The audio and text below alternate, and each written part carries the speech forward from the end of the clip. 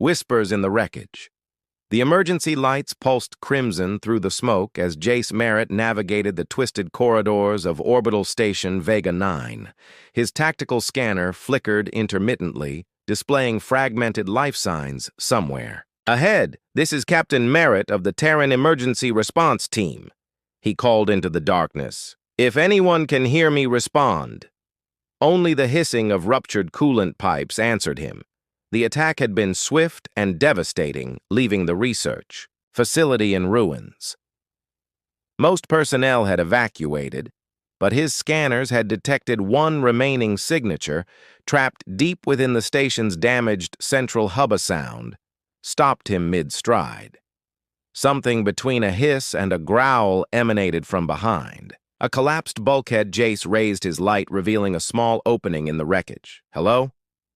"I'm here to help," he said softly, approaching the gap. The growling intensified. Jace knelt, peering into the darkness. His light caught a flash of movement, then a pair of luminescent violet eyes reflecting back at him.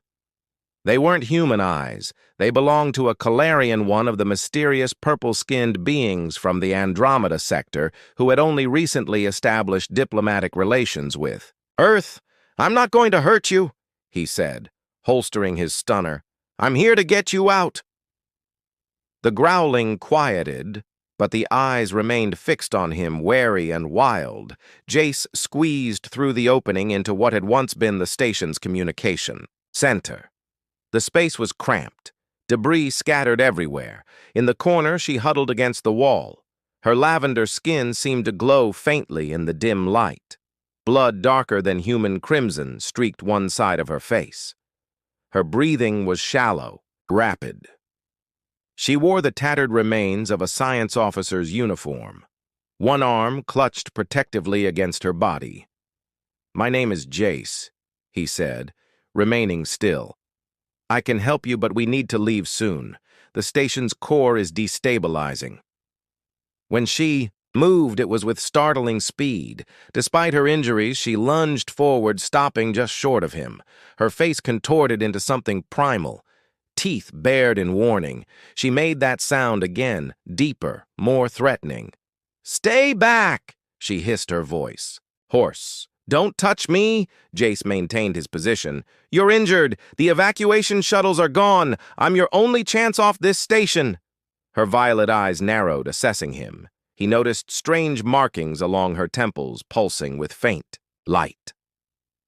The reports about Calarian physiology mentioned telepathic abilities, though the extent was unknown. "The others?" she whispered.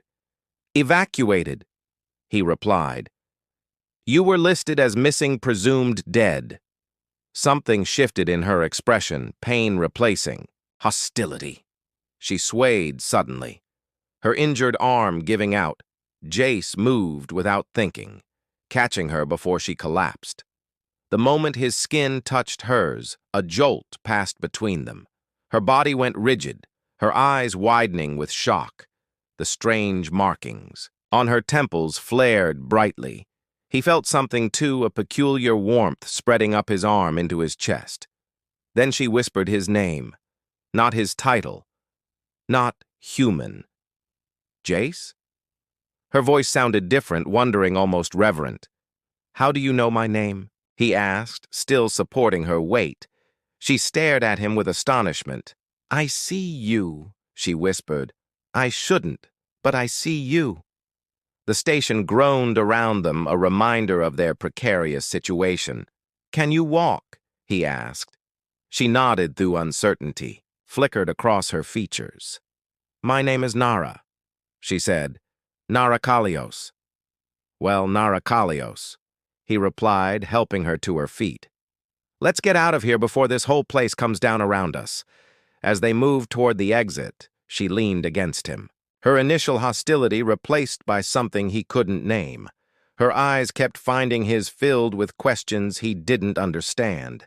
The first tremor rocked the station as they reached the corridor. "We need to hurry," Jace said.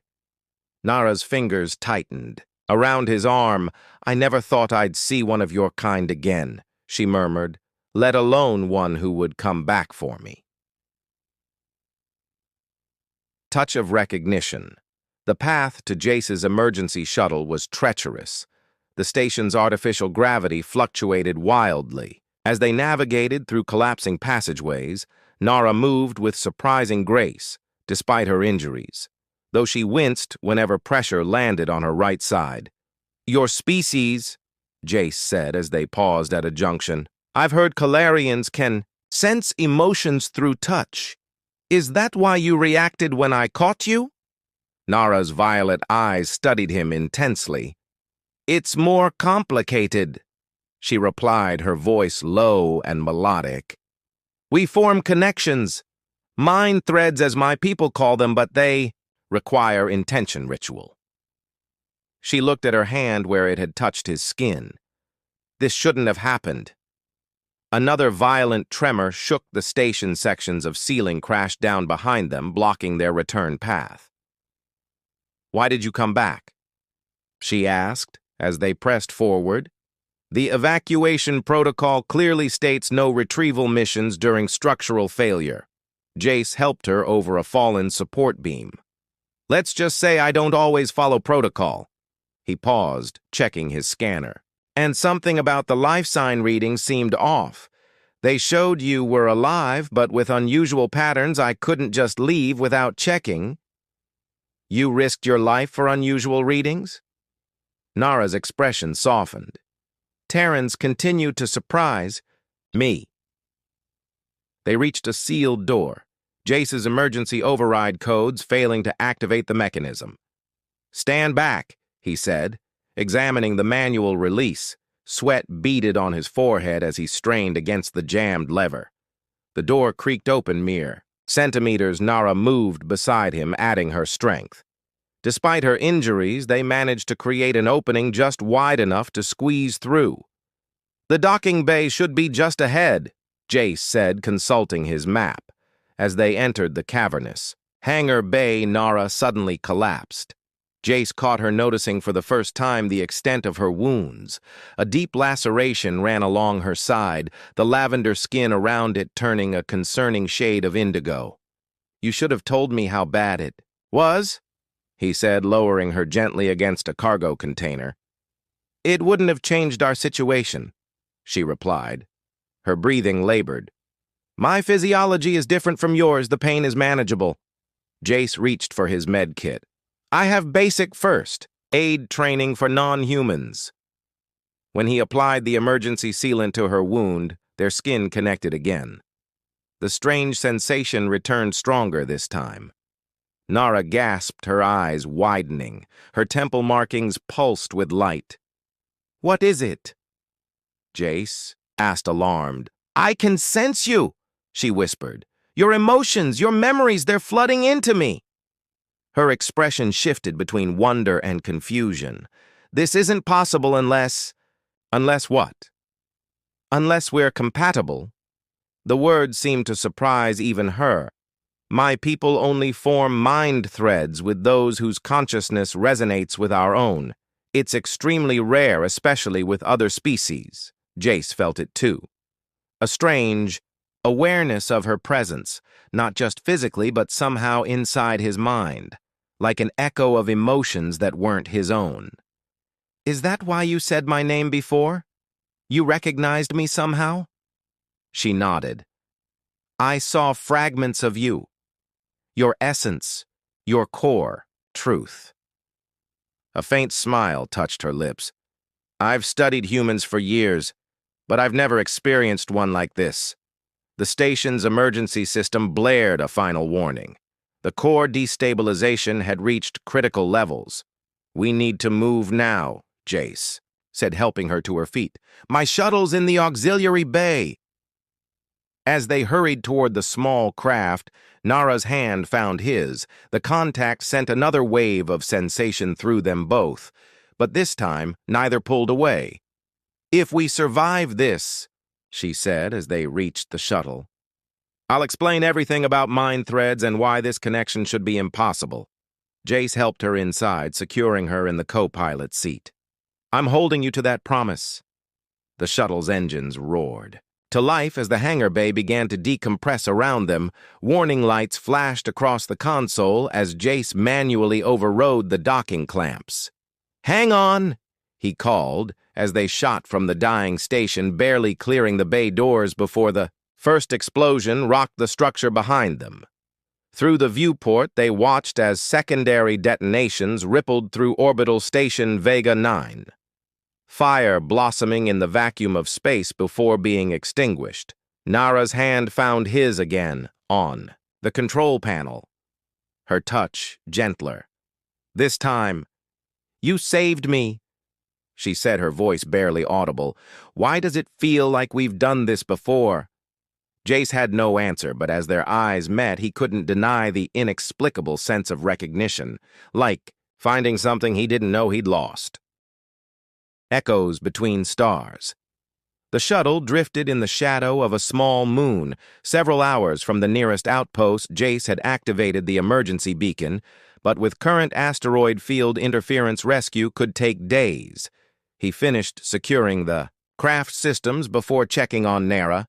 She sat with eyes closed in deep meditation, her lavender skin glistening with a faint luminescence. The emergency medical patch on her side had stopped the bleeding, but she needed proper treatment. "How are you feeling?" he asked.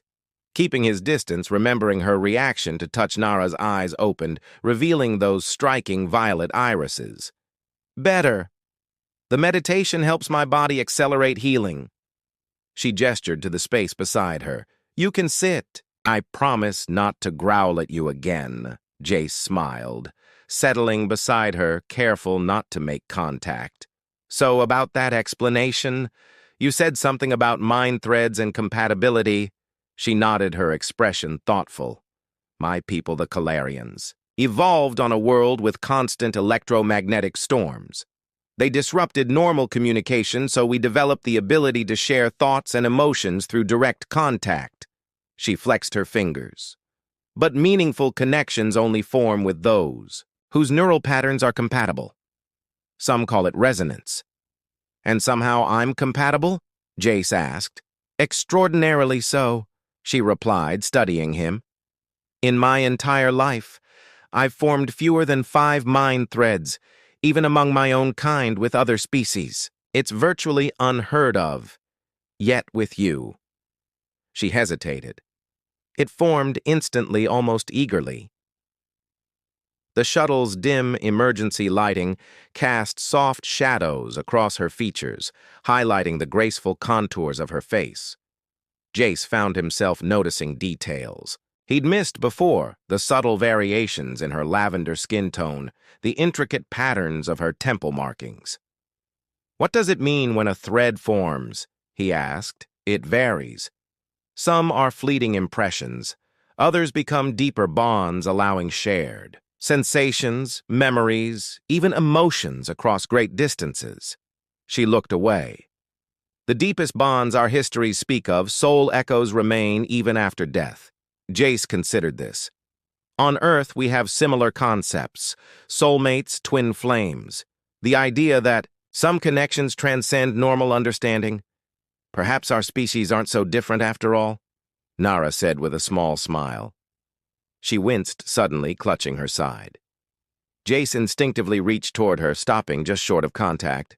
"May I?" he asked, his hand hovering near hers. After a moment's hesitation, she nodded. Their fingers touched, and the connection flared again. Jace gasped as impressions flooded his consciousness, fragmented images, emotions, sensations. A childhood spent beneath violet skies, years of scientific training. The excitement of first contact with humans, the terror of the station attack. "I can see fragments of your life," he whispered. "How is this possible?" "Focus on me," she said, her voice guiding him through. "The disorienting sensations, feel the thread between us, let it stabilize." Gradually, the chaotic impressions settled into something manageable, a gentle awareness of her presence in his mind. He sensed her doing the same, exploring the connection. "From her side, you were a soldier before rescue operations," she said, her eyes widening. I can feel the weight of those years, the battles, the losses. Jace nodded.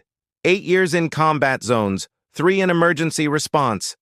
He'd never spoken of those. Experiences not fully. But with Nara, he felt no need to explain. She already understood. You came to the station against orders, she continued. You risked everything. Something told me I needed to be there, he admitted. A feeling I couldn't explain. He looked at her with new understanding. Was it this connection somehow?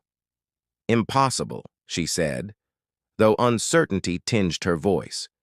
We'd never met before. Hadn't we? He asked softly. You recognized me instantly. Nara's expression shifted between wonder and confusion. There are legends among my people. Stories of threads that exist before first contact, connections formed across time and space. She shook her head.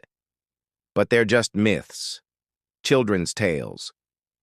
The shuttle's communication system crackled, interrupting them.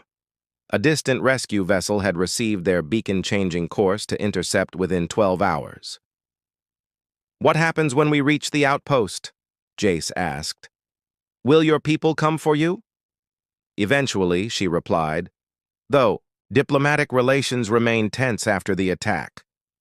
Some believe humans were responsible. And what do you believe? Her eyes met his unwavering. I believe that someone who risked everything to save an unknown alien isn't my enemy. Her fingers tightened. Around his, and I believe this connection between us deserves to be understood. Outside the viewport, stars gleamed against the infinite darkness. 2 different beings from worlds, light years apart yet somehow connected by something neither fully understood. 12 hours until rescue, Jace said with a small smile. Plenty of time for you to tell me about those Calarian myths. I'd like that, Nara replied, her temple markings glowing softly in response to their continued contact. Though I warn you, some of them are quite romantic. I think I can handle romantic, Jace said, feeling the gentle echo of her amusement through their shared connection. For the first time since the attack, she laughed a sound like distant wind chimes. Perhaps you can. Captain Jace Merritt. Perhaps you can. Fractured trust. The rescue vessel Artemis docked with their shuttle bringing not only medical assistance but unwelcome tension. Commander Voss, a stern-faced military officer, immediately separated. Jace and Nara. Captain Merritt report to debriefing. Voss ordered, the Calarian will be taken to medical quarantine. Her name is Nara, Jace protested, and she needs specialized treatment, not quarantine. Nara's eyes found his across the docking. Bay as medical personnel surrounded her. It's all right, she communicated through their thread, though her apprehension leaked through. In the sterile debriefing room, Voss revealed disturbing information.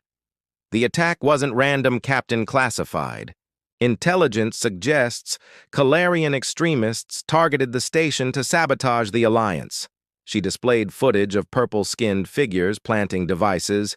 Your rescued scientist was the only Calarian unaccounted for. That's impossible, Jace insisted. I would have sensed deception through our connection. Connection?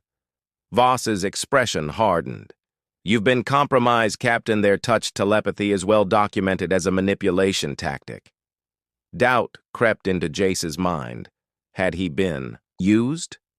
Was their profound bond merely an alien infiltration technique? Meanwhile, in medical quarantine, Nara faced her own interrogation.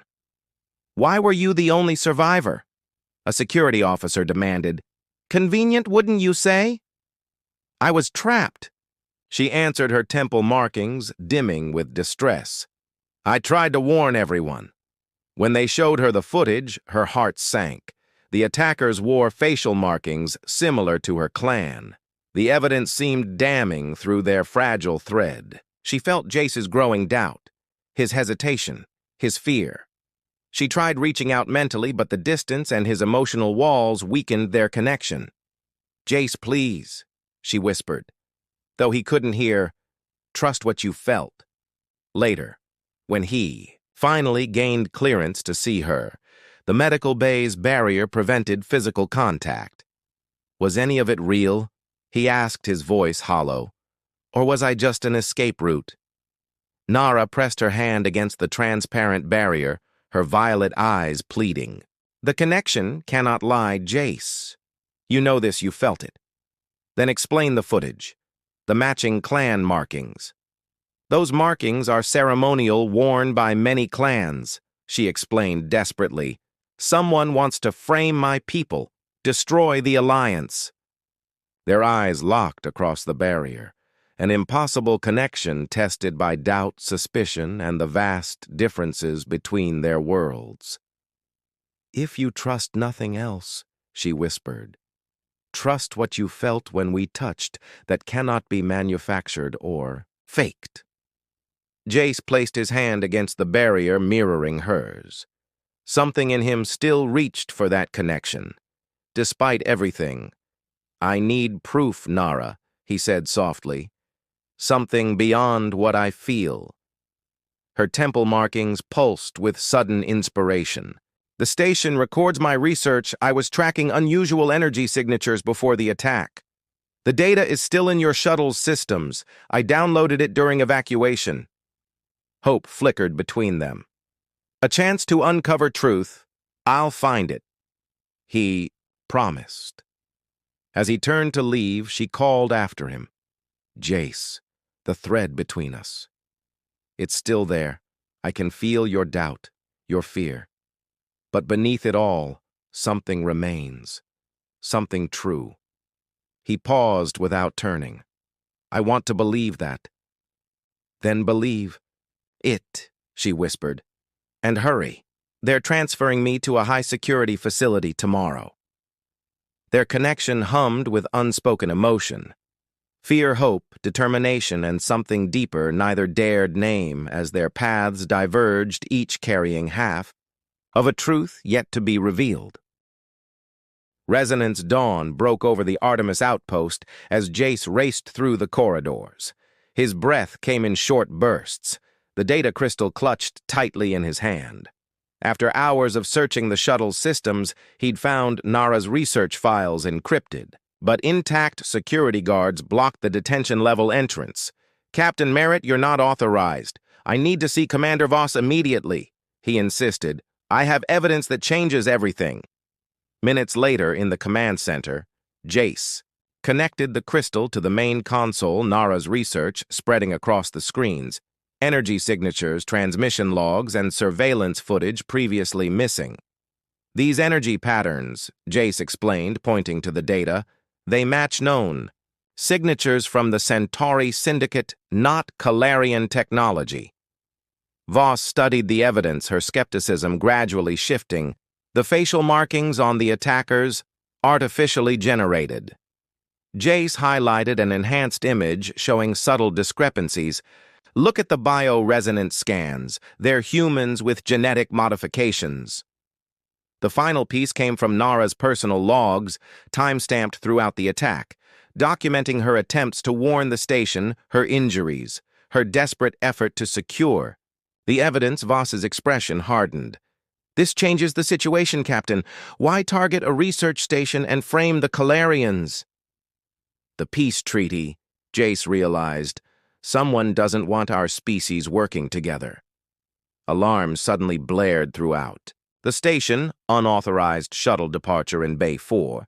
The system announced, "Prisoner transport initiating emergency protocols." "They're taking her." Jace sprinted toward the hangar, Voss and security personnel following behind the detention transport.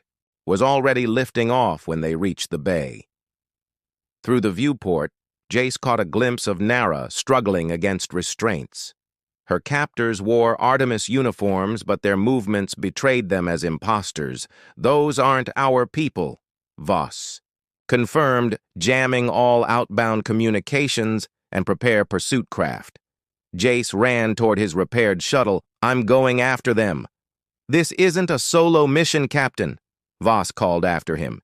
It is for me, he replied. Trust me, I can find her. Alone in the shuttle, Jace closed his eyes, focusing on the thread connecting him to Nara.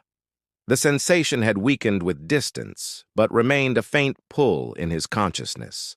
Like following an invisible tether, he set course beyond standard patrol routes. Hours passed as he tracked the rogue transport to an abandoned mining facility hidden within an asteroid field.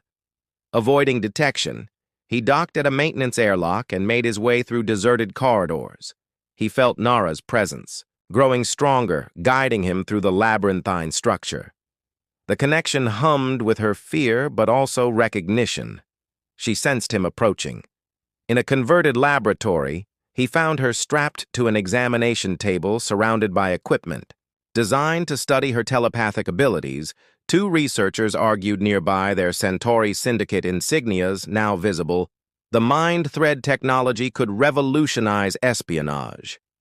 One insisted, "We just need to understand how she forms connections."